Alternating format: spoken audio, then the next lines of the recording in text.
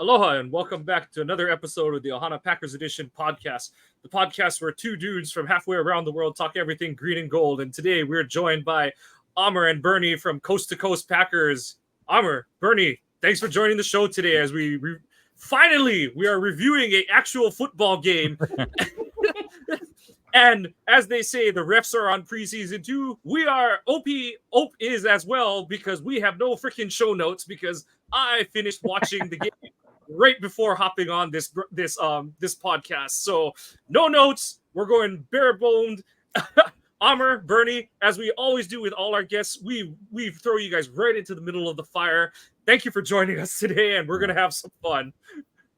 Hell yeah, man. We can't wait, man. Looking forward to it. I think we've been ready for this for a while now, so I know I'm ready. Bernie, what you got? Oh, man, I'm ready, man. I did my show Big Cheese Sports as I always do every Sunday morning, and this was the first thing I talked about on the air was Packers Browns. So I'm ready. I got my notes up here now. So let's do this thing. To keep it with some sort of sophistication and organization, we will try to run this like we usually do for our regular season games. So we're going to start off with a quick overview, saying some notes between all of us. Then we go through offense, defense, special teams. I know it's a little bit clunky and funky with a preseason game just because, how many guys are we watching are actually going to make the final roster. But there was a lot of good. Honestly, not too much bad by my opinion, but I know that we'll definitely exchange notes over that as we go. But overview, Packers win 23-10 against the Cleveland Browns on the road to open up the 2024 preseason. Guys, initial thoughts, just quick and dirty off the cuff. What you guys got? Start with the guests. Man, I'll start right away, man. It was just like, how beautiful was it to see the touchdown that we got, the Love-Wicks connection? I think that's what everyone wanted to happen, and we got it. And then we probably won't see Love for the rest of the preseason, but it was a thing of beauty. Wicks didn't even break stride. It seemed like we didn't even break a sweat. I love it. I'm ready for the regular season. Man, I don't think I can piggyback off that anymore, man. When it comes down to it, seeing Jordan Love come out 2 for 2, throw a bomb, touchdown, get Wicks just kind of telling everybody exactly what he's about and all the hype he's been getting from Mina Kimes and Steve Smith and everybody else. That was awesome. And just honestly, even though we saw a very, very, very vanilla offense and defense, just seeing how the defense just schemed on the defensive line were attacking more, it was awesome. And I just think that Goody may have really struck gold, not just with the draft class, but also his UDFAs. A lot of the guys that were playing on the offensive line that were not even draft picks have really showed out. Yeah, these guys have already basically said everything. So let's just jump into like the offense because, as Bernie said, that you had that amazing play, pass, deep bomb from Love to Wicks, and that's been the story of training camp so far is the deep ball by Jordan Love. We just saw it perfectly. Now, I know I'm probably going to get roasted myself from last week saying that Wicks is maybe a 50-50. We're not sure about Wicks's because of his lack of time playing snaps and stuff like that. We know who the top three are, Watson, Dobbs, and Reed, and we weren't sure, or I wasn't sure after that, but I think Wicks is starting to solidify himself into 4, although if you look at the snap counts, that pass was his only snap of the game. So you got to kind of question why they're limiting, the interaction with him, especially considering, like Amr just said, that we're probably not going to see, and Bernie said that these guys aren't probably going to play the rest of the preseason. So you're only going to give this guy one snap, and then we're done. Are they worried about something with him? Is he dealing with something ticky-tack? The one down thing that I have to say about this game is we did find out that Marshawn Lloyd has been dealing with a hamstring that flared up again on him. 1,000% a Packers player. Yeah, I was going to say he fits right in. He fits right in. Jordan did say he wanted to play some more, so he did say that he wanted to have a little bit more in the last preseason game. So against Baltimore's defense, that would be pretty nice. Well, yeah, and if you guys remember with the old preseason, the way it used to be with the 4 games, Usually the starters would play like a couple of snaps in the first game. They would play a quarter in the third game, a half in the second, or a quarter in the second game, a half and a half in third, and then the fourth game they weren't playing anything. All backups. Right? Yeah, so they've got to kind of fix that in with everything else. But the one thing I want to say about the Wicks bomb is, did y'all catch how early he was calling for the ball? Yeah. I mean, he knew it. He knew he was gone. Even his leaving, that was textbook on every layer. Wicks was even and leaving. Love puts his back foot in the ground, throws it. No, we Joe, you and I talked about it a lot last year. We thought there were too many chefs in the kitchen with his deep ball. You had LaFleur going into the hole, put air under it. And the thing is like Love was a good deep ball thrower in college. You know, a lot of his production was off deep shot plays out of Utah State's run and shoot style offense. And so it was kind of weird to see him struggle so much with it last year. And it was, we talked about it on last week's show. You saw the upturn toward the second half, last third of the season, really, where it kind of started to come back. And then it's really good to see him carry it forward in this first preseason game.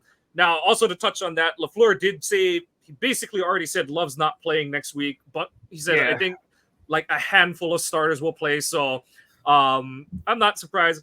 And on the Wicks point, I view it from the totally other side of it. I think that they have high expectations and a lot of shit that they're going to use him on. So, let him get out there, run a little bit. And then I just think that they're going to unveil him in a whole bunch of different ways. And there's no point in showing him doing anything out of the ordinary in the preseason. This is a simple slot fade that he scored on yesterday. And I mean, just love to see it. Like, pun intended. Well, all of it. I think my thing is I want, and it was kind of what I was leading in with the Marshawn Lloyd thing, is I wonder if there's like a hidden injury that we're not hearing about.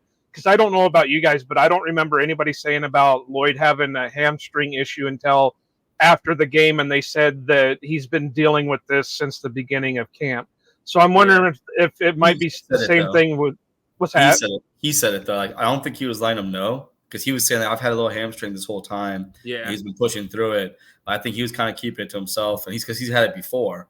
So he said he didn't think he ever until it really caught up on him in the games. I think maybe he may not have been forthcoming with the medical staff when it came to what his injury was. And that could be too. Because think about that's understanding for Valentine. Valentine hasn't played since he pulled his hammy, right? And then I know Cooper had a hammy, then it turned out to be a groin. Same thing, they've been safe with him too. So I think like Marshawn had already missed time because of the hip. I don't think he wanted to come on and be like, oh, my hamstring's acting up too. Because when you're a rookie, sometimes some guys are like, hey, Randall Cobb even said it. He was a second-round pick. He thought that he was going to get cut because he wasn't getting any game time because of the fact that, remember the strike, so that he didn't even play, right? So some of these guys do come in thinking, like, no matter where I'm getting drafted, your best ability is availability. And if he's not out there, he may have said, screw it, I'm going to try to push through it and kind of maybe hurt himself more by doing so.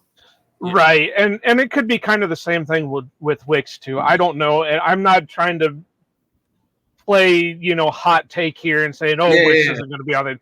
It's kind of weird that he only played one snap, considering that there is this huge battle at the back end of the, from basically 4 down, there's this huge battle for positionship in the wide receiver group. So it's weird that he only got one snap while the other guys were getting, major snaps. I just think I understand where you're coming from, but I just think it speaks to the other side of it. I think he's basically locked on the roster. And the reason that you saw DeBose, Heath, Melton, even to another extent, those 3 guys get a lion's share of the snaps the rest of the game is because they're just trying to figure out, 5 through 7, who is going to take those last few spots on this roster. I think especially with, we got to finally see the new kickoff rules enacted. We'll talk this more in the special team section, but I think the new kickoff rule, it really does lend itself to keeping more receivers on the roster. I know that it's still a little bit of a, clusterfuck in terms of like, you have the 53, you have the new rules, but you still only got a game day 46 active and stuff. So there's some shuffling on that side of it, but I do think it opens up, more, not even flexibility, but new quote unquote new wave roster construction thinking, because you're like, oh, like we only just stuck one guy back there. And so if you couldn't tackle or you couldn't block, it's like, we don't need you on this roster as a 6th or 7th wide receiver. But now it's like, oh, we might need 2 returners who can, do whatever with the ball and stuff. So I know that's one that will kind of be bouncing on.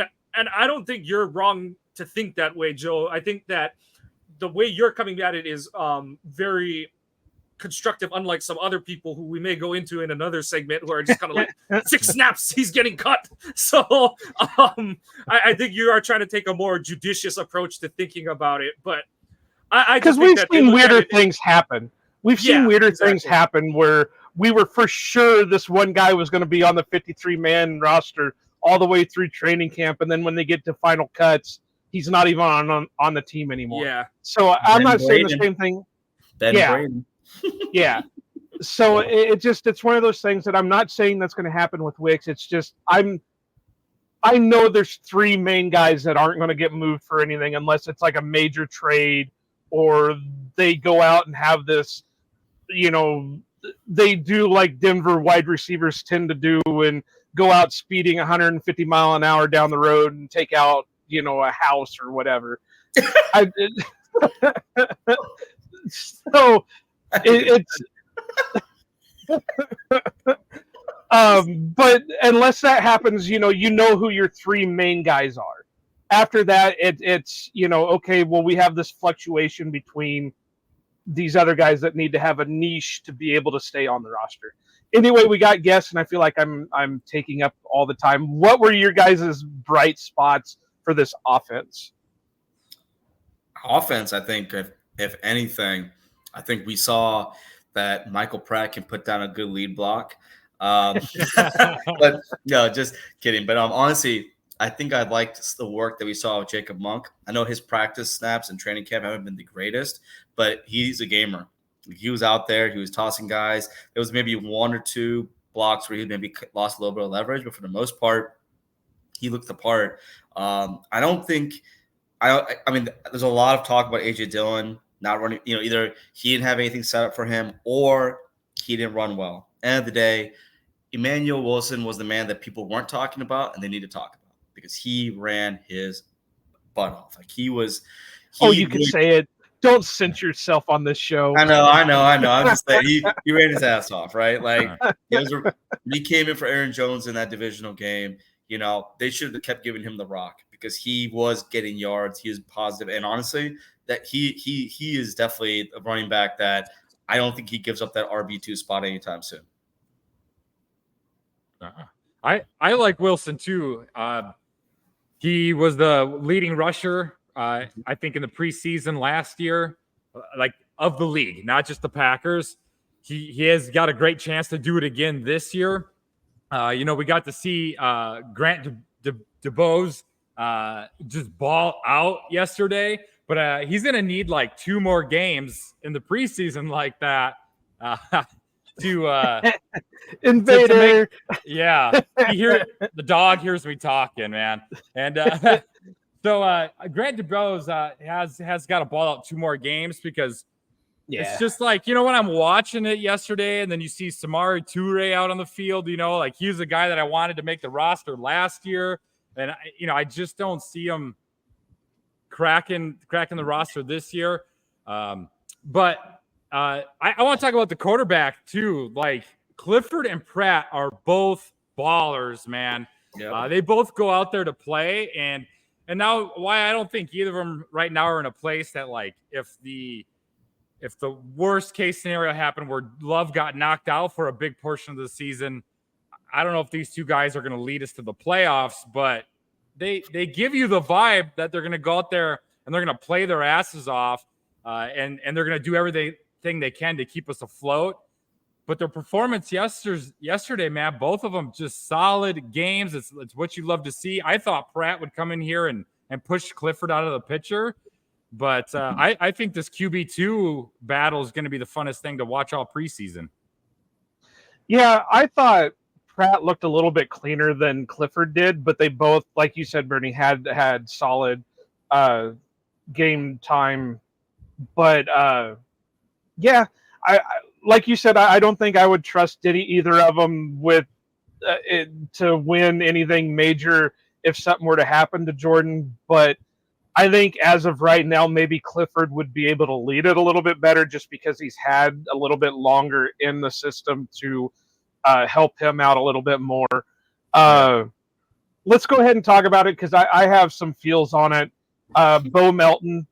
I'm not saying he's as horrible, whatever. He did have some bad luck on some, his drops yesterday. But I think what's hurting him is Dubois stepping up. And we kind of were talking about this before hitting the record button. Yeah, some of the throws that Melton dropped weren't the best throws, but the old adage is if it hits you in your hands, you've got to come up with it. And he didn't come up with it. Now, I'm not doom or gloom with him. We'll see what happens this next game. If he continues that downward trend with the drops, then you maybe got to consider, okay, he's not going to be making the 53. But and if Dubois continues catching everything, the only thing I got to say about Dubois is it seemed like a lot of his were more body catches, and you've got to stay away from the body catches in the league. You've got to be able to handle your hands catches a lot more. Now, if it's what's thrown at you, you do your best with it, but that's the one thing that they work on at training camp is making sure you're catching with your hands, not with your body. Yeah, I can agree with you there. And another thing about these wide receivers that I would like to see is like knowing that Love is not going to be taking snaps in Denver. It would be nice to see Clifford and Pratt both get a shot at like the offense with some of these, starters in there to see what can they do with the rest of the starting offense. I don't know if we'll get that in Denver. We'll probably get it from Clifford at least. Clifford will get some snaps with some of the starters. We'll see if Pratt gets that chance. But that's something we got to take a look at sometime this preseason, right? Is letting these backup quarterbacks play within the offense with the bigger names out there and the bigger line. Mike, what you got for bright spots on the offense? I thought overall the O-line looked pretty good. The shining moment for me from the whole game is when Chris Rose dropped the Newman after Newman jumped false start on that one play in the middle of the second quarter. I was like, yes, that is exactly what every Packer fan thought in the moment. But yeah, it was good. I thought Ryan actually looked better at center than I thought he would during the game. I know it wasn't really against the Browns top line, but overall the guys that you're hoping to make the roster, I thought they showed pretty well along the O-line. Running backs, the Dillon thing, it's obviously you want to see him do better. I thought the fourth down run, I thought he did actually make a good cut, ran with some power. He just ran into four guys because the entire right side of the O-line got their ass kicked kind of thing. Yeah. The second down play, he just had nowhere to go. The third down play, I thought he shuffled too much. But, to each their own. He was playing against a more, like half starter, half second string kind of group, whereas Wilson was playing against second and third stringers. So you want to see, redistribution of snaps. Dillon probably doesn't play in Denver either. So, you get to see Wilson against more starter-y types kind of thing, depending on who Denver throws out there. But we saw the main thing for guys like Wilson is the good shit we saw from him last preseason. We saw it again, and he was better in other places too. And that's the kind of thing you like to see out of a guy who's in his second preseason with a team is like, okay, like he's still got what made us excited last preseason, but on top of that, he's added a couple elements to his game. Still want to see him use in the receiving game a little bit more, but otherwise, yeah, like not too much to complain about. He had some kind of spotty run blocking here and there, but that's kind of what happens when you keep shuffling your O-line around as you get deeper and deeper into these preseason games. But it did seem like our O-line and, Rose and I forget what the other Browns guy talked, the more color commentator guy, they kind of were lamenting that the Browns D-line didn't look as good as they hoped as it would. They're supposed to be a group with pretty solid depth there. And Green Bay, after a couple hiccups here and there, Green Bay's O-line did kind of push him around the yard a little bit on Saturday. So I thought that was really good to see too from the reserves. So, it's game one of the preseason. The main thing, and on offense, and we'll get into it on defense too, your main starters, they all played very well. Like the guys that you're expecting to play well on offense, it was, Jacobs runs for like 7 yards on his first right off the his bat. only run. Yep. Yeah. And that was on And- that was what? That was on Dillard and Ryan blocking off the right side, right? So, and I was like, yeah. okay, all right. Like Yeah. Telford too. Telford I thought was awesome. I think for Telford looked better than I thought he would. Yeah. And I know that the Cleveland wasn't really rushing anyone of name on him, but still, like, it was good to see him acquit himself well. Yeah. So I completely agree. Yeah, his pass blocking sets were nice. He had a spin move that kind of messed him up a little bit, but for the most part, for an undrafted free agent being a second-year guy there, he looked good, man. I was like, out of all those big tackles that they've like kind of signed or drafted late, he looked the best out of them that got to play on Saturday. So that's always the kind of stuff that I find really promising to see. And like we kind of touched, I don't have much to say about the offensive coaching because it was a pretty, beans and, meat and potatoes kind of game where it's just like pretty standard, nothing exciting, but, guys making exciting plays out of the mundane and stuff. And you don't expect to see much game planning in a preseason game. So it was how you got explosive plays. You got it the way you want to see it in the preseason. It's the guys actually doing the heavy lifting, not like, oh, LaFleur drew up something that got someone wide ass open on a play. So good to see. That's the argument. That's the argument that the Jordan Love haters are making. Oh, well, LaFleur called a play that got Wicks. I'm like, dog, Wicks broke that dude's ankles right off the line. That's what that was. The dude pulled something too, because you could see he kind of pulled up going into the end zone. So I was like, he cooked him. Like his pride. He pulled his pride. That's what kills me. Like, those gimme throws were ones that Jordan was missing in the beginning. Yes, and that's the whole point. People don't get, and then that's the exact point to make. Is that it's a live rep against not your own defense, who's seen you and you've seen them for a month at this point. This is a defense that you like I said, not much game planning for, but you did put, you did watch film, you did kind of put a very vanilla game plan together, and it's like, okay, we're gonna run a slot fade on this guy, Dontavion. We expect you to beat him. And Jordan, if he does and he's in single coverage, you're going to hit him. And they both did. That was Rogers' bread and butter back in the day. He used to hit Lazard on that. He used to hit Adams on that. But it wouldn't be breaking in. It'd be breaking out when he would do the slot fade, right?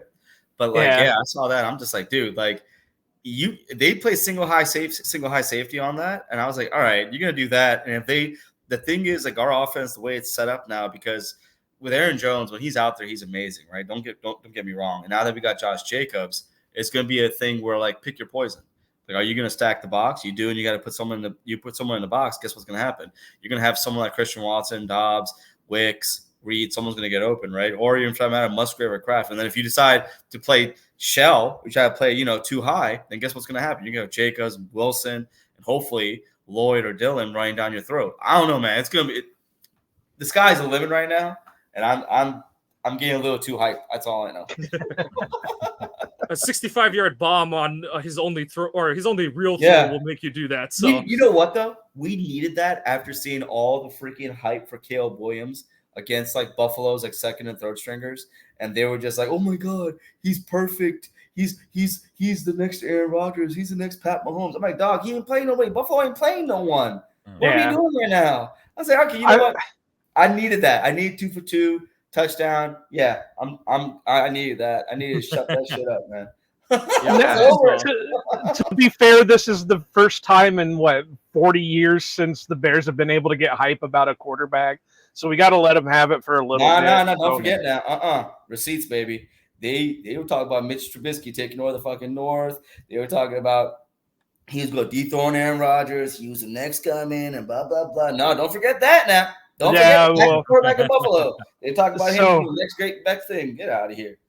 Now, I don't know how to take this stat. I don't know if this tells me that the Browns' defensive line was just complete shit, or if the Packers' offensive line was actually standing up. And Mike, you might have to correct me if I'm wrong since you're my stats guy, but I think I read something that said Newman and Dillard didn't give up any pressures in I heard that. 22 snaps or whatever. Yep. Dillard, I'll believe. Newman had somewhere, it's all subjective on how people write up what a pressure is and stuff. There was still a couple plays. One of them was definitely the one where what's it called? Clifford had to break the pocket to his left, and he threw that throw to DeBose on the sideline where DeBose was diving out of bounds to catch it. Part of that is because Newman did his usual shit and got bull rushed right back into Clifford's lap. So, I mean, like I said, by certain pressure rules, he is between the rusher and the quarterback. So they technically can say it wasn't a pressure, but I'm sorry, like anyone who's played quarterback in a high school JV pickup game, on the beach, and someone gets dropped in your lap, it's like, shit, I'm breaking this pocket. Like I'm not staying back here anymore. So yeah, pressures is one of those that it's like it can be subjective. I thought Dillard had a solid game. He had a couple plays where he kind of got a little shook because there was like a double move, but overall I thought he played solid on the edge. Newman was Newman. Still kind of doesn't know where to look when there's a stunt and stuff. Yeah, so yeah, it's whatever. That's why. But he won't be gone because as a rookie, he had over 1,000 snaps, and I think he has photos of the floor, man. He has photos. I think the renegotiation makes it easier to cut him this year because I agree with that. It's two ways because it makes him easier to cut and it makes him easier to trade. So either way, I think his days are numbered, and you're looking at like a kind of like a Van Lanen trade, kind of thing. Yeah. And then you got to think with all the offensive line help that they pulled out of the draft that shows that they're not trusting Newman anymore. You don't pull Monk to be your interior guy. You don't draft Jordan Morgan to be, whatever he's going to be. You don't draft Glover to, keep hyping up Tenuta and stuff like that. So and Caleb Jones, a lot of guys, and then Donovan Jennings, that kid, the Donovan Jennings dude is the UDFA who was like one of Dan Brugler's like top guards coming out, like. Who didn't get drafted? Was he a Michigan, right? Was he Michigan or was he? No, he's like one of the smaller Florida schools. One of the smaller schools, right? Yeah, but they say he's absolutely amazing. Right now he's banged up. He's injured right now, but he's a guy. Yeah, that one surprised me. I didn't remember hearing he got hurt because I think he came in with something. I think he came in with like a shoulder or something like that. So okay, but we'll put a bow on the offense. Like I said, it's preseason. It's the first preseason game. It's a singular data point, so nothing to really trend off of. Just what is it we've always got to say? That remember the year the Lions went 0-16, they were 4-0 in the preseason. That's why I'm waiting for the Bears. I want the Bears to go undefeated in the preseason. Like, y'all saying up now? Y'all seeing yourselves up now? Hey, did you see that? And it was like Rodgers' second preseason in like his first first preseason game of his second preseason. It was against the Browns. Yep. And on the third play, he threw like a 65-yard touchdown pass. It was like it was like deja vu. Yep. That's crazy. And that was the 2010 season. I think it was the 2010 season. Yeah, where he did that. And so it's like this whole like that was the one driver got dropped into the stands because no one was there to catch him. Yeah, it's like every 14 years, right? It's a whole every 14 years thing. So definitely think like it is a possibility, man. Man, team's young. They already went through the heartbreak like we did against Arizona in 2009. So hey, I am ready for it. I am ready. And then look, New DC came in around that time too. I mean, he came in 2009. Capers came in 2009, right?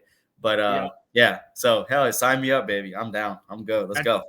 And to transition over, let's talk about that defense. So again, nothing much to take away, but you did see a couple, it's a different, it's a 4-3 base and 4-2-5 nickel, but just in terms of intensity and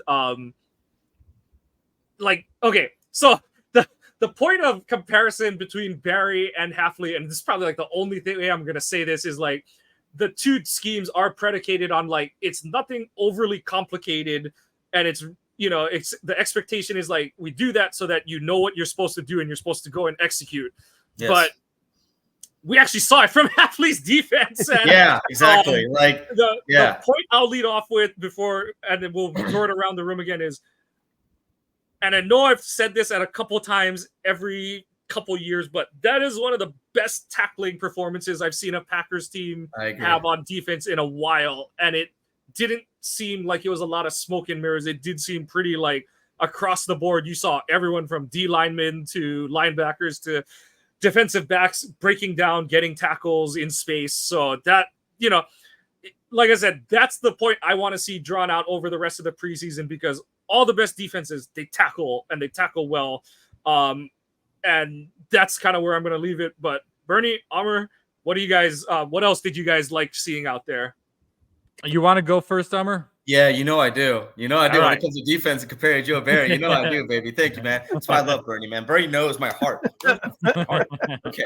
So, so the truth is, like, no joke, you could just see, like, even when you watched Half coaching up the defensive backs and training camp, and the fact that he's a defensive coach by nature, right? But the way he was able to kind of take things, like Andy Herman really explained this great, where like he got back in his element and he wasn't about like, hey, cookie cutter approach.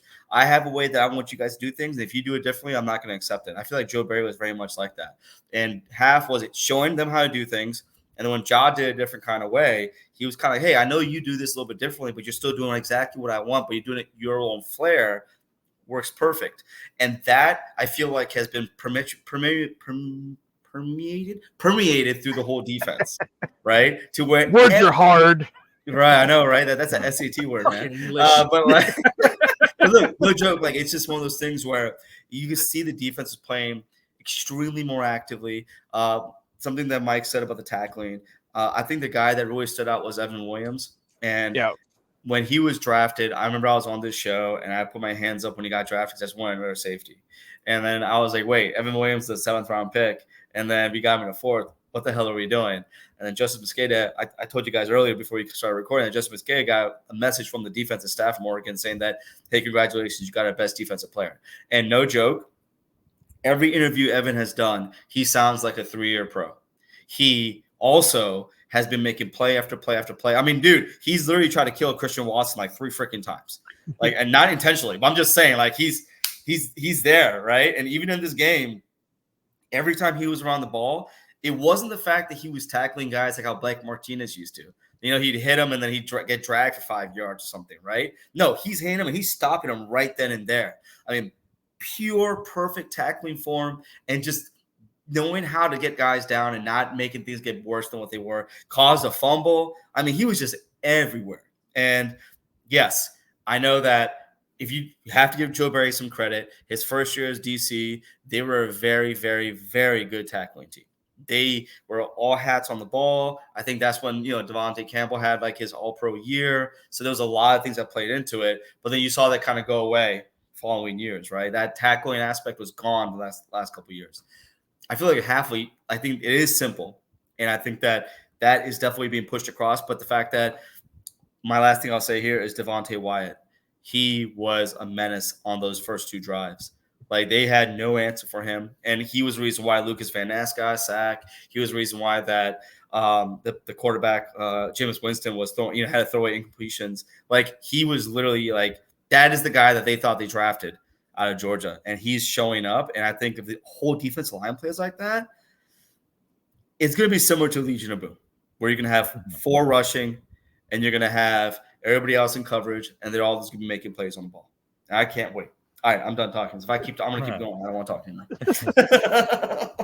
Yeah, I'm just going to say. I'm hyped. Yeah. Oh, yeah. And I love the performance we got from Evan Williams. The only thing I'm going to say about him was, like, I thought he was going to come and lead this team in special teams tackles this year because he led the Ducks in tackles last season. And so I know he's got a nose for the ball, and he showed it yesterday. He might be our leading tackle for this preseason, and the way he's playing is he's going to put himself out there for meaningful snaps. The Luke Ness monster, right? We saw him with 3 tackles for a loss yesterday. And, give the assist, like you said, Umar, to Wyatt on that sack. But that's what this defense line is going to be all about, is that you can't double up on anyone. One guy is going to be chaos and disruptive, and then the other guy is going to finish up the play. I'm stoked. Van Ness is a much better player with his hand in the dirt. We saw that in Iowa, right? Like, he doesn't need to be in a 2-man stance. He's he's a monster. Put his hand in the dirt, unleash the beast. And we're going to see that with Van Ness this season. As for the linebackers, I feel like the inside linebacker, that's where we got to really nail down. We're going to need more from Cooper throughout this time. McDuffie might be a guy that plays a lot of snaps early in the season as Cooper catches up, because McDuffie already knows the Halfley system, being a Boston College guy. And no, I'm excited for this defense. Like we saw great tackling yesterday, like that's been said, and I'm excited to see anything that's not Joe Barry, honestly. That's just kind of where I am at with this defense. It's got me excited, right? I gotta stay composed though, right? Because we saw Winston yesterday. There was no Amari Cooper, no Jerry Jeudy out there yesterday either, right?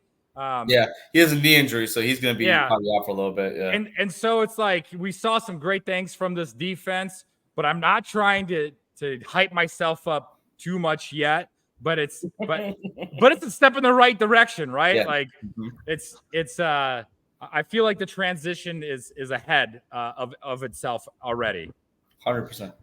Even Eric Stokes was looking better. I mean, he was making tackles and he was getting in there and making plays. The one, and I'm always the Debbie Downer of the group. I got to be the Debbie Downer of the group. Keyshawn was looking a little rough though. Yeah, 100% agree. He was making plays, but it seemed after the catch had already been made or whatever. So, you're knocking rust off. This is the first real game action you're getting since, January. You're out there, you're learning the new system.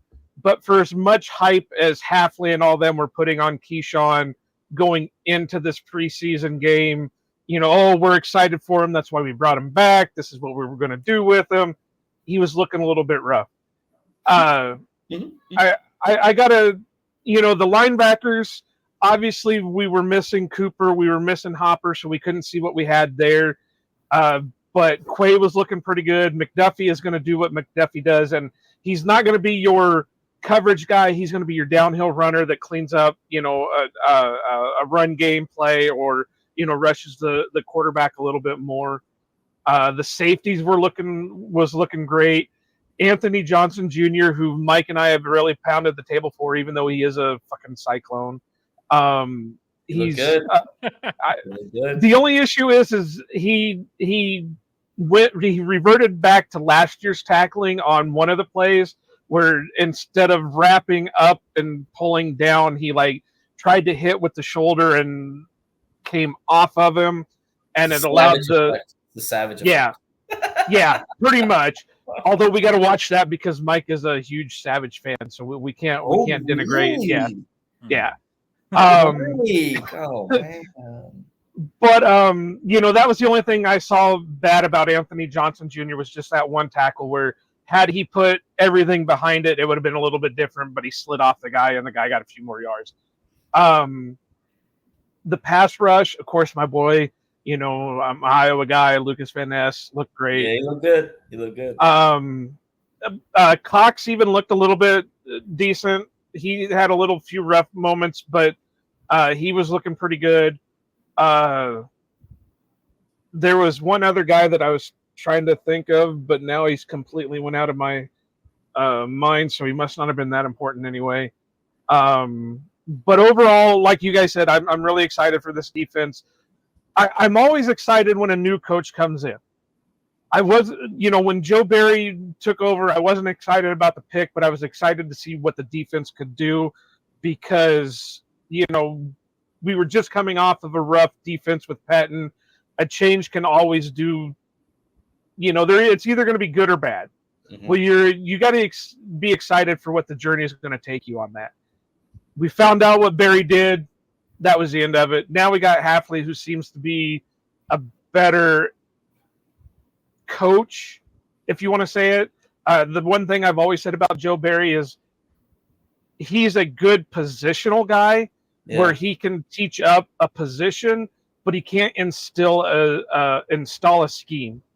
Whereas Halfley seems like a guy that can not only coach up his players, but he knows how to install a scheme and he knows how to make adjustments with that scheme. Now we'll see what happens when they actually put, in live, in regular season games to see how well he's going to be able to make adjustments. But, with what the defense did yesterday, even the second, third, fourth string guys, it's got to get you excited for it. I mean, I know it's preseason, but they still held them down to 2 scores. Yeah. And I You mean, know, that good. Sorry. I didn't even No, go ahead. I was just gonna finish it by saying, and that's got to be got to be something that makes you excited. I was gonna say, when it came to, like, we knew what Joe Barry, not to belabor that, but we knew what we got when we got him, right? He had a history Right. of being a very mediocre to subpar DC, right? With Halfley, we knew that he had been a part of really good defensive schemes and defensive teams, but we didn't know as a full-time DC coordinator as himself, not like as a co-coordinator like he was at Ohio State. We didn't know what we were going to get. And people were able to kind of break down the stuff that he did in Boston College to get understanding about defensively what he was going to do. But still, even then, though, being a head coach is completely different than being just a DC, right? And I think the one thing that I've heard, and I thought this way too, was that we have a Matt LaFleur on defense now. Yeah. We didn't have that before. Like, very much like Joe Barry was like the definition of insanity, where like he kept trying to do the same thing, expect a different result, right? I feel like with Halfley, what we're going to see from week in and week out is not going to be the same thing every week. Like, he's going to adjust just like LaFleur does when it comes to who he's playing and trying to take advantage of deficiencies and weaknesses against that team. And I'm all for that. Like, I know, like, I still saw us 10 yards off on a 4th and short, on a 3rd and short, which really drove me crazy, but it's a preseason, so I'm hoping that doesn't happen in real games. But yeah, I couldn't agree more that we have, I think, like, we may have a Matt LaFleur on defense, and that's extremely exciting. I'm going to use this analogy for Joe Barry, and this will be the last time I'm going to talk about him this episode. He reminds me of the coach from Waterboy, not Henry Winkler, the other one. He could do everything in the world that came out of that book. Yeah. But once it got away from that book, he couldn't do anything. Yeah. And that was Joe Barry. He could do everything by what his book told him to do with that scheme. Yeah. But when it came to adjustments and trying to go outside that book, he couldn't do a single thing out of it. Yeah, I agree with that 100%. I don't even think he was even that good. That guy actually was a successful coach. Well, yeah, I mean, but if you think about it, when Halfley could get his book to go and it was being run by the book, he was having some success with it. Because you would get the odd game that, they held him down to like 2 scores, or Right. they did this, or they had this many sacks, or they had this many interceptions, or they did this and this. That was when everything went perfectly by the book. Yeah. I personally don't think Joe Barry could win the Bourbon Bowl, but that's just me. Hey, thank you, dog. That's what I'm saying. That's exactly what I'm saying. Only Bobby Boucher can win the Bourbon Bowl, baby. Yeah, come on now. Give that man too much credit. All right, so what do we got next, Mike? Are we going to touch on a little bit of special teams and then we go into our newest segment, or? Yeah, we'll do that. So, like I hinted at before, we finally saw the new kicking rules, and they actually weren't as. I think it is one of those where it's like I just need to see it. Reading the words was giving me a headache and making me cross-eyed. It actually did, like even as Rose and stuff were like trying to just do the quick notes, the Cliff Notes version on the broadcast. It was kind of like, oh, like what? And then, but once they're like, and especially because they did put the like kick it here zone kind of thing and stuff, that made it, that was the kind of visual graphic that we needed to make it very apparent as like, okay, like that's what you're going for and stuff. So the only thing I didn't like about the kickoffs or these new kickoffs is starting at the 35 on a touchback. I think we're getting to the point where that's getting too close into, to the 50-yard line and all that. So what's the point of even trying to do a run back? Well, that's the thing is like the whole point with that rule is like they're trying to stop teams from kicking it into the end zone and stuff. So, or that like seeing it played out, the person who would have benefited from this shit the most is end of Packers career Ryan Longwell, who like could get hang time on kickoffs, but couldn't kick it past the 5-yard line to Yeah, save his life. so These true. rules were like made for him. God. early 2000s Ryan Longwell to a T. So, yeah, like I liked it. I ended up liking it. Like I said, just trying to read through the rules and like reading through the like other players do not move until the ball is caught and all that crap. It was like, how is that gonna look? But it actually didn't look as stupid as, you know, it kind of played out. Right. The way I kind of liken it to is it played out like a penalty kick in soccer kind of thing, where Yeah. it's like, yeah, and I liked it. I'm sure there'll be something where I'm like, oh, this is stupid, but overall, I did like how the action played out on it. I think it does. Ironically, I think it does kind of solve a lot of the safety issues that you had from the old kickoff rules, where you had guys running from 30 yards apart and they're just spearing the living shit out of each other. You know, they tried to like rule out the two-man wedge and all that kind of stuff. Yeah, and all that, all the stuff that we grew up when we played, when we were holding hands at like the 10-yard line, and it's like creating, the inverted V as we try to return a kickoff. So, well, you guys had Ryan Grant on recently, and he was even talking about some of that stuff where, had they been doing the same things in practice now, back when he played, he'd still be playing for, who knows how long. Instead of the 6 years that he had, he'd still be playing, 10 years down the line because they're protecting him a little bit more in practice. Yeah. And then otherwise in the kicking game, it was nice to see Anders make everything, nice to see Joseph make everything. Good to see Anders have to kick like a walk-off kick to end the first half and stuff. But otherwise, and it was good to see Orzik make good long snaps. He needs to fucking keep doing that, because I'm sick and tired of seeing Dan Whelan have to become a freaking ballerina and contortionist to catch every long snap and put the fucking ball down. So whoever wins it, whether it's Orzik or shoot, I'm Bowden, Peter Bowden. Bowden, man. Yeah, Bowden. That's my boy. You got that right off the tongue, dog. That's my Badger boy. That's my Badger boy. Whichever one, whoever's gonna put it right here where Whelan's got his hands, that's all I give a shit about. Like, just do that, keep doing that. So yeah, but the rest of you, any thoughts on the special teams? I feel like overall nothing too much to speak of otherwise. My only thought is like Joseph and Carlson did what we asked them to do, right? Carlson banged a 46-yarder in, right? That's that area, right? That's that range where he was struggling, that 40 to 49 yard range. Yeah. So that felt good. Barely banged it in though. Yeah. That bitch was going left, and I was like, that. It was like that, dog. I'm okay with that one, because talking to kickers, that is what you're supposed to do. You're supposed to kick it at that opposite upright, because especially if you're right-footed from the left side, it's kind of like when you throw a ball, when you throw a deep ball, the ball is going to fade a certain way kind of thing.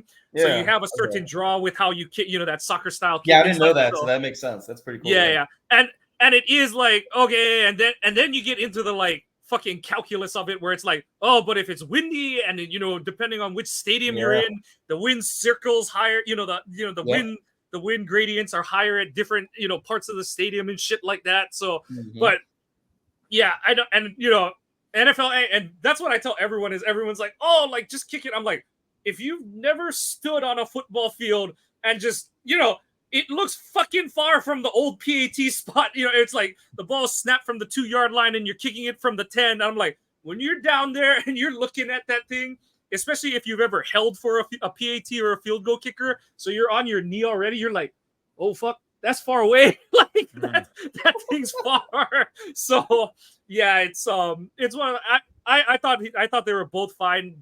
Joseph did definitely kick it, a little more center mass if you want to go. That's the funny part about Twitter is, oh, well, Carlson just barely made him in, and Joseph's kicking him right down the middle. So that means Joseph's got to be the better kicker out of the two, right? Well, if that's the only thing you've got to complain about the kickers yesterday, then I think we're kind of lucky right now. Yeah. I've been on a campaign to get rid of fucking Carlson since the moment we drafted him. And I want to bring back Mason Crosby because I'm just that guy. Okay, I'm just saying. But at this point, I don't care I want to see what Alex Hale does in the next preseason game if he survives. Yeah, I'm surprised he didn't get any. Yeah, it's probably because he just got him in. But even then, I would still had him out there, right? And then Daniel Whelan is my dog. Like, I think we finally have our 15-year punter. He was nice. He got the job done. There's a reason why he's been uncontested in training camp, because he's getting the job done. He's doing a damn good job with it too. So I'm happy with the Irish Hammer. Bernie, we'll give you the last word on the special teams, and then we'll jump into our newest segment. I'll just say that I want Peter Bowden to win the long snapping battle because he's a Badger, Yes. And I'll give you this, Bernie. We haven't seen him screw up in a key spot yet, so okay, he's got that going for him so far. and a disclaimer though, I did long snap in high school, so my first varsity snaps were as a long snapper my junior year or so. I just got a sweet spot in my heart for long snappers. And then if you come out of the University of Wisconsin, I don't care what position you're going to play, I'm going to root for you to succeed at the next level. So here's to Peter Bowden. We've got a real mix here. We've got the Michigan guy and Mike. I'm an Iowa guy, and now we got Bernie with the Badgers. So I like it. Volatile. All right, so I'm going to go ahead and take this since this was my idea, and then we'll go with that. But I came up with this wild idea because I got tired of seeing some things on Twitter. So we're going to call this segment the we're going to roast some bad takes on Twitter or from social media. So we're calling this the Boom Roasted segment. Roasted. So I've got one, Mike. I don't know if you pulled one. And we kind of got Amr and Bernie on late, so they're just going to follow us and roast these takes with us. So, okay. Mike, what was your bad take of the week?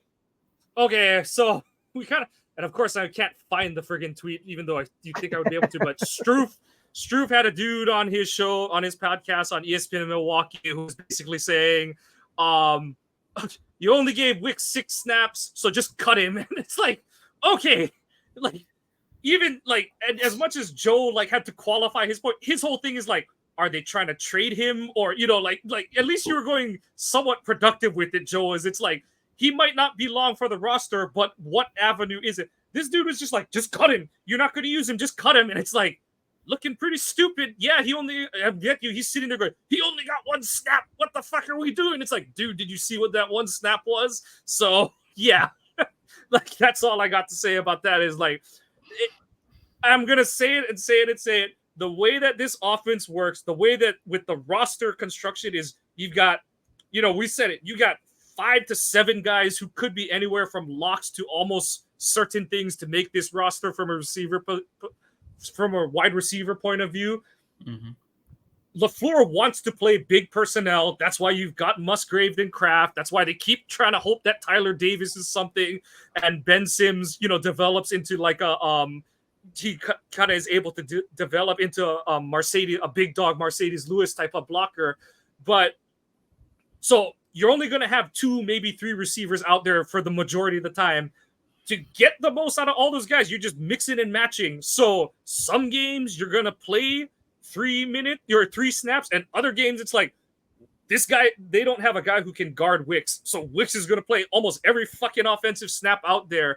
The only guy that hypothetically you'd want out there for almost all the snaps is Watson because he's your deep guy. But even in that, I put in the aggregate of you want one of Watson, Reed, or Melton out there so you have your speed out on the field.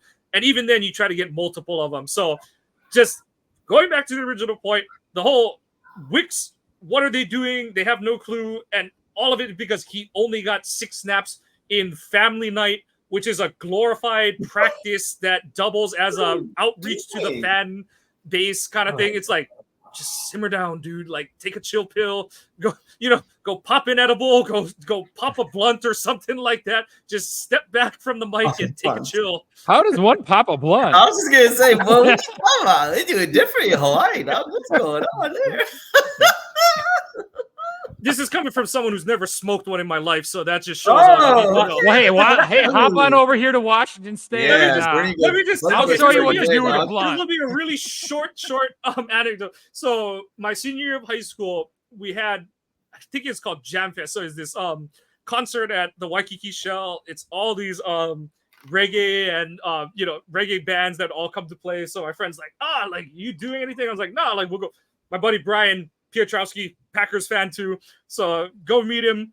We're walking across the field at the Waikiki Shell, and I'm like, Brian, what is that smell? And he just turns and looks at me like, are you serious, Mike? I'm like, dude, I don't know what the fuck that is. And he just starts pointing, and it's just like, puff, puff. I was like, go home. My dad's like, how was it? And I was like, I found out what weed smells like. My dad just looks at me and is just like, fucking sheltered ass child. My dad's like, I'm sorry I asked. I was just gonna say, man. Hey, man, look, it's all good. Don't do it if you ain't done it. That's not your thing. If it's your thing, it's your thing, right? But now, going back to what you said, these guys get paid a lot of money to go on the radio and say stupid ass shit. I mean, that's what it comes down to. I mean, it is the most ridiculous thing I've ever heard anyone make commentary about about family night practice. That's all it is. We're talking about Allen Iverson. We talk about practice. All right. And for them to come out and make commentary about someone getting traded because they only got so many snaps in practice is the most ridiculous thing I've ever heard. Alex Strofe is good people. Like I like Alex people Strofe getting on Strofe for it, but it's like it wasn't him. The point. Yeah, he just happened to retweet it. That's his job. Yeah, and if it was Kyle Wallace or whoever else that's normally on the show with him and the other guy Ben something, the one that showed up to training camp last year with the Aaron Rodgers jersey for the Jets. These guys they don't deserve to like represent Green Bay in any way whatsoever, or at least Wisconsin sports, because it's like they don't know what the hell they're talking about, and they literally are just saying things for engagement and clickbaiting. And if that's what you're doing, that's cool. Then do your thing, but just understand you have no credibility whatsoever when it comes to actually knowing the sport, because that's just dumb. Like you don't trade away a second-year player because he's not getting snaps. No, you keep him, because what if you can't sign Dobbs? What if you can't sign Watson? What if you can't sign Reed? I'm just saying, like, there's a reason why Goody drafted the way that he did, because he knows that he needs to get an influx of talent, and he doesn't know who he's going to be able to keep. He may be able to keep all of them. May not be able to keep any of them. Who knows? But I definitely don't think that you trade away any of your talent, especially when they're on their rookie contracts. That's just dumb as hell to me. And the second year of it, there's just no right. point in that. Yeah. Second But year, see, it's even worse because he was saying cut, not trade. Yeah, that's my point. That's my point. Is like I said, like Joe, we talked about it in our show last week, and Joe was like, maybe there's something, maybe someone made a call and was like, hey, like what would it take to get Wicks off your guys' roster kind of thing. And it's like, and like Joe said, like that could play into the like, why isn't he getting a lot of snaps? Are they protecting him in case kind of thing and all that kind of stuff? But it's like this dude just was like, just cut him loose. You're doing him a favor. Yeah. And it's like, what? Only one they should be cutting is Samori Toure. That is the only person they should be cutting. Because I know that's Bernie's man. I know, Cornhusker. I've let go. I have let go of him. Good, because he's let go a lot of balls too. So he was my guy last year. DeBooz will be my guy this year. Yeah. All right. So for mine, I've got a clip, and strangely enough, it comes from the same fucking people. So I'm gonna play the clip, and then we're gonna go off on it real quick. Oh, come on, man. He left practice with a bruise? Come on, man. Come on. I got a bruised finger from playing soccer with Ben right now. But I go to work every day. I kept going in at it. A bruise? Bro, I tore both my ACLs. And he talking about a bruise? Come on, dog. A bruise. A bruise? He was on the ground laying down for Did you hear him as well? He's like, just praying is something serious. Yeah, man, come on. Listen, I saw a clip of him after that. Dude, shoulder pads off, helmet off. Saw him walking around the sideline. Practice. Shoulder pads off. Man, listen, I'm not trying to be rude or disrespectful, because I believe that Christian Watson has a lot of talent. It seems like a very good kid.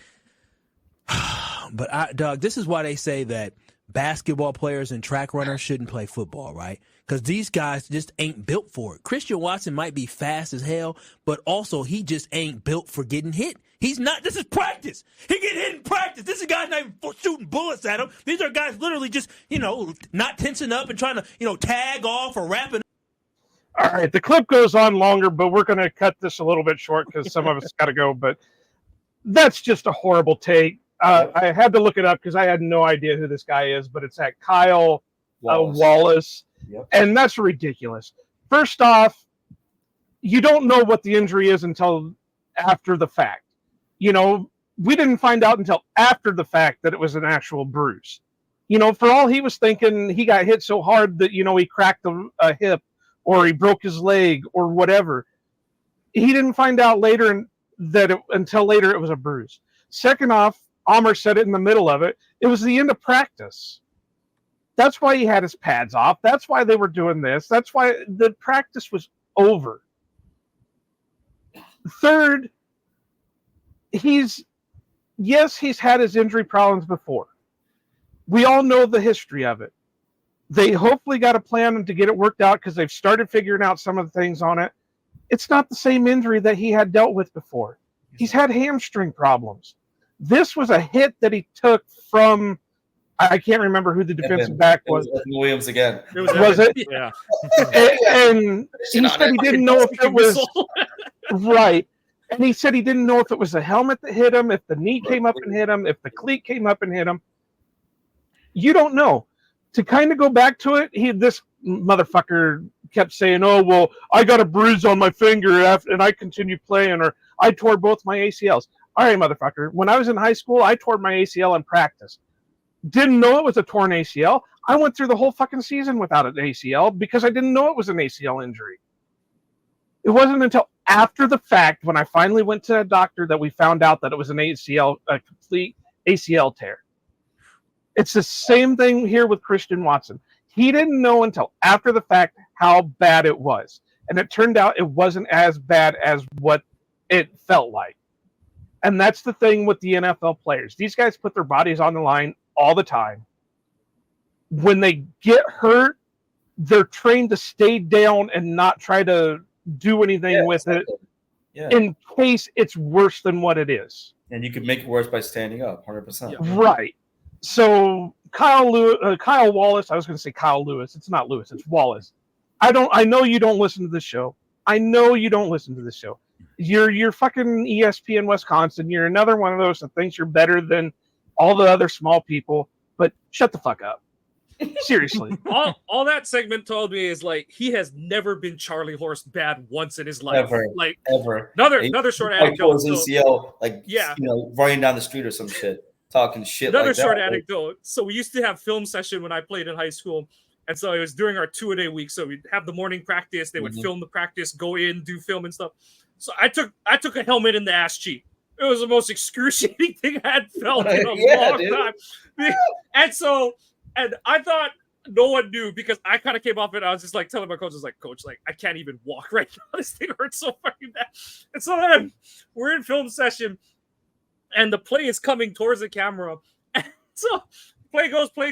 I didn't know the running back got tackled behind me kind of thing. And so we're rolling through it. And then they stop it. And so they're like, "Oh, we're going to go into the next play." And as the coach is like rolling it to go to the next play, he's like, "Oh, wait, hold on. What happened to Kawano over here? Mike, you shit yourself." I was like, "No, it was a helmet. It was a helmet in my ass." He's like, "Dude, you just look like you got off a motorcycle after a marathon, a cross-country marathon." I was like, "That's what it felt like, coach." And like, back to Christian. Okay, hang on just a minute. Bernie's got to take off. So, Bernie, thanks for stopping by. Appreciate it all. We'll make sure to drop all your socials in that at the end when we're all done. Absolutely. And thanks for having me on, guys. We gotta we'll have you come on Coast to Coast Packers here soon. We got a great season coming up, and Umar will let you know we got a fun show coming up tomorrow. But I gotta go feed the baby. It actually goes right into this. It's perfect. Yeah. All right, peace, man. I see you, man. Later. Bye. But like the point that Joe was kind of going to is like Watson. He's dealt with injuries his whole, the 2 years he's been in the NFL. He spent all of last year getting shelled, dealt with hamstring issues all season. And it's like he spent all offseason trying to figure out what the hell his hamstring problems was. Thinks he's like got it all figured out and under control. And shit, dude, if I got Charlie Horse so hard that I thought I broke my hip I would be in tears on the ground too. And the thing the Celtics fan in me is like, it's like Paul Pierce going off on the wheelchair in the 08 finals. It's like everyone gives him shit about it, but it's like the dude thought he blew his knee out in the NBA finals, and it's like crap. And it's like, it's not exactly tick for tack, but I'm sure it was something similar for Watson, where it's like, oh fuck, like now what? Like what happened now, kind of thing. And then like Amar said, like you said, Joe, like it was literally the last play of practice, and we've all done it where we've got to, we walk down the hallway and we twist our ankle on like a dead spot on the floor, and you're like, oh shit, and then you like walk it off 5 minutes there, you're like, you kind of do that, like, okay, good. I'm not that hopelessly old and unathletic at this point, kind of thing and stuff. But it's like, yeah, you're gonna be like, like Christian at his locker, like, oh yeah, good. It was just a bruise, kind of thing. And it's like, they're like, oh, he's laughing about it. It's like, fuck, like that's nervous laughing. So of course he's like happy that he was wrong about what it was and stuff. Well, and then for them to sit there and bust his balls for, oh well, he said he was praying. Again, he didn't know what was going on at the time. Exactly. That's all he did was he felt pain. Yeah, and I just think like to see that video of Kyle Wallace like standing up and being so robust and energetic and so freaking like on his soapbox about Christian Watson. Christian Watson's a 6'4", 6'5", 215 wide receiver. He's built like a freaking shit brick house. He's diesel shit. He's not no soft ass dude. All right. Every single injury that he has dealt with has been normally a lower extremity injury, and he did have some issues going on with his legs coming out of college. There's nothing new there. Okay.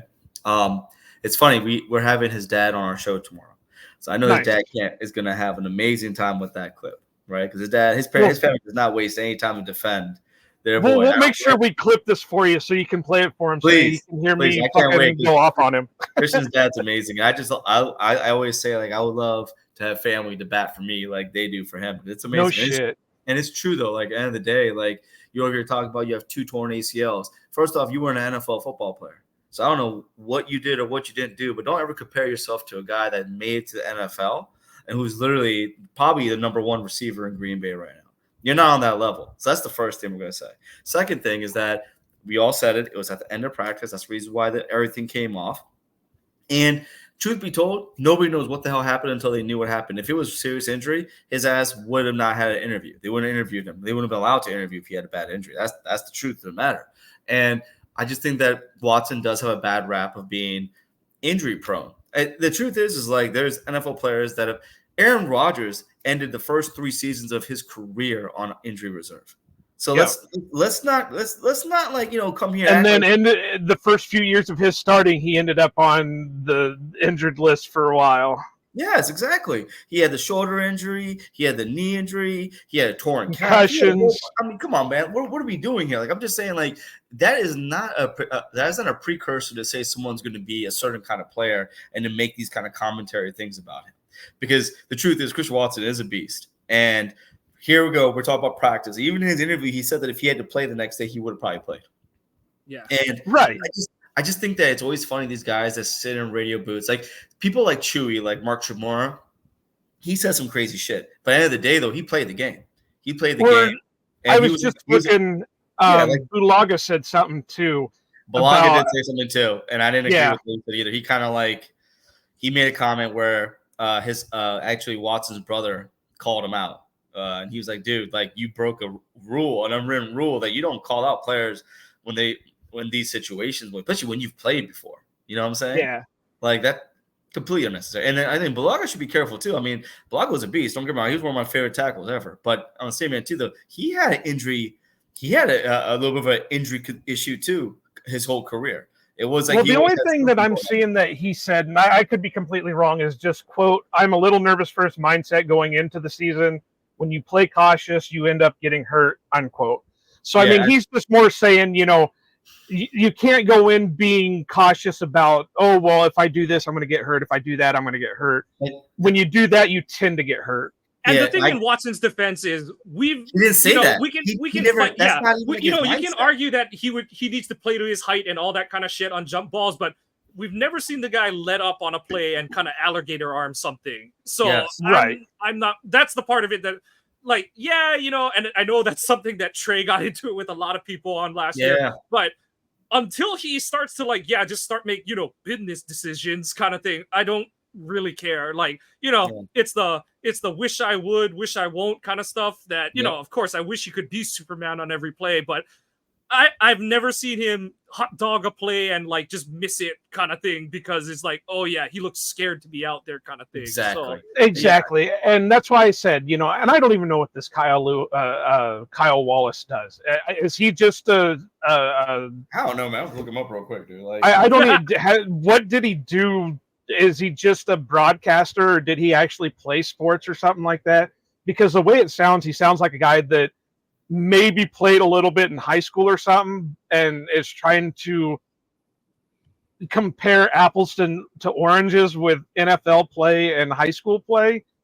I don't know. I really don't. I don't know anything about him. I agree with somebody else I talked to that 1250 has really went downhill, or not 1250. ESPN Milwaukee has went really downhill after 1250 went out. And now they're trying to be a Skip Bayless or a Colin Cowherd, or, one of those guys that just want to shoot out hot takes because it's going to give them clicks and views. Because, I mean, look, we just spent almost 20 minutes talking about this fucking clip. Yeah. And he's also, so I don't think he's actually, he's just been like a substitute teacher and stuff like that. I don't see it where he's actually played anything. Then he might have played in high school. Yeah, he probably played, yeah. But he's just, let's see, Kyle Wallace football. Let's look at this real quick. Kyle Wallace, defensive back. No, different guy. Yeah, so all I know is that he really ain't got much standing to talk on. He's also the same guy that was accusing Jordan Love of being selfish. So, again, he is a person of color who has an opportunity to be supportive of other persons of color. He decides to take the route to be pandering to maybe his crowd. I don't know. I just know that he decides to go and sell out when he makes these kind of comments. These are sellout comments. It's clickbait, and that's all it is. That's all it is. It's like you're trying to get views. You're trying to get people to call him like, yeah, Watson is trash. He's injury prone. He's this, right? Oh yeah, Jordan Love is selfish. He shouldn't ask for more money. He should ask for less money. Blah blah blah. Like, bro, like, stand on your business and like represent instead of like doing things that your producers are. And he's also a director of content for the show. So again, what it's that's all about. It. I just learned everything I needed to know. That's all it is. Dude. It's clickbait. It is. He's doing this just for the hot takes. So again, I'm going to say this right to the camera. Kyle Wallace, I don't care. I've never met you before. I don't know you. I just learned about you after this clip. Shut the hell up. Yeah, unless you're gonna strap on the pads, unless you're gonna go out there and feel what it's like to get hit by NFL caliber players, shut up. Exactly. Completely agree, bro. Completely. And the only other thing I got to say about it is roasted. But for everybody, all the listeners and that's going to be our new segment. We are going to be just picking, hot takes.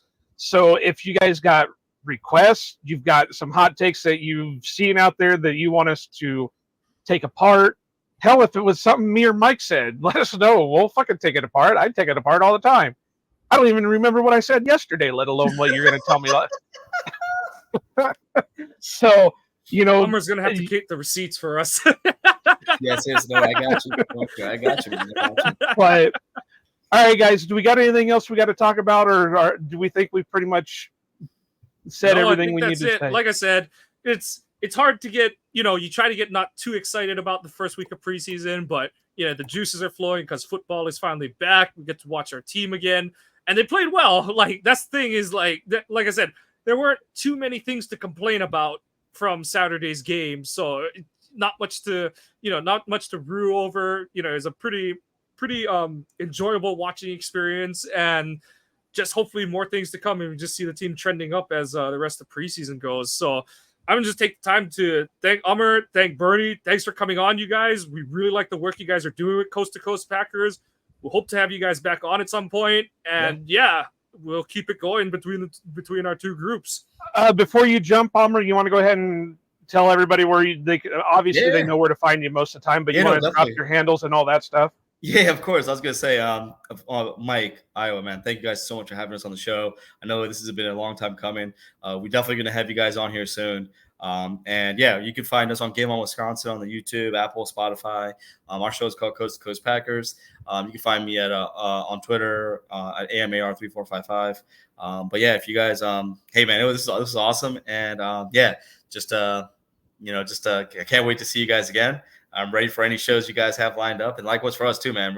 We got to definitely collab some more. This is gonna be awesome, and just to say, that preseason game yesterday was, I think, a precursor for things to come, and I'm really looking forward to seeing where this team goes from here, because I feel like we got a true taste of it last year at the end of the year, and I think sky's the limit. I think that this is our division for the taking, and I'm hyped, man. I just want to prove all the naysayers wrong. That's it. I just want to be able to take a shit on all of them. Sorry. It's maybe the Super Bowl, baby. Super Bowl. But yeah, Super Bowl, baby. Super Bowl bust. That's what we're about, man. Hey, we Tile Town for a reason, right? So we don't hang banners for division championships and shit like that. We hang banners for Super Bowls. Now, it's a long time coming now. We need one.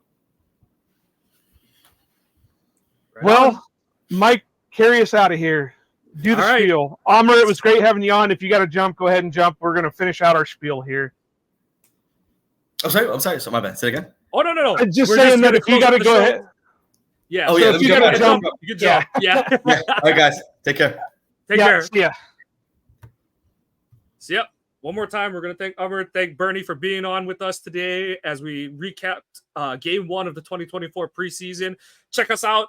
OhanaPackers.org website. As Joe kind of mentioned earlier, we've got our writers are starting to pick up their work. We're going to be putting out content more regularly in terms of blog posts, all of the streams of our shows, Brian's shows from Cheese Talk are on there.